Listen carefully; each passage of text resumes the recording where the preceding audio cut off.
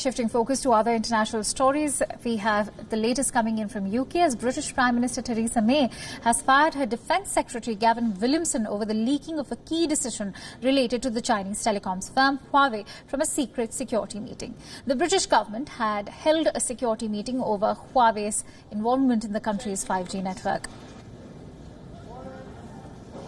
May had launched a leak inquiry to probe the disclosure of confidential information from a National Security Council meeting few days back. Downing Street has issued a statement announcing the sacking of Williamson, who has been a close ally to the Prime Minister. The statement has mentioned that Prime Minister May has lost confidence in Williamson's ability to serve as a cabinet member. But Williamson, who has been Defence Secretary since 2017, continues to deny leaking the information.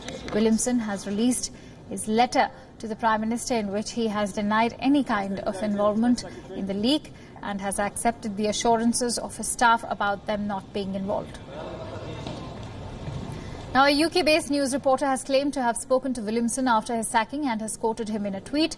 The tweet says, and I quote, "Spoken to Gavin Williamson, he swore on his children's life to me that he did not leak the Huawei news and neither did his staff. Said he believes this is the settling of a vendetta between him and Mark Sedgwick."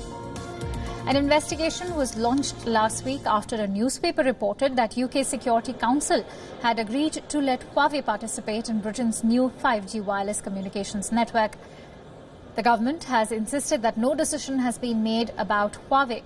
The report has prompted a political backlash and has strained relationships between the UK and US. As US has been trying to lobby allies to exclude Huawei from all 5G networks, claiming Chinese involvement. On the other hand, Huawei has denied there is any risk of spying or sabotage or any kind of control by the Chinese government. The former International Development Secretary, Penny Mordaunt, has been appointed as the new Defence Secretary. She becomes the first woman to hold the position and will continue to serve as Minister for Women and Equalities. And former Prisons Minister Rory Stewart will replace Ms. Mordaunt as International Development Secretary.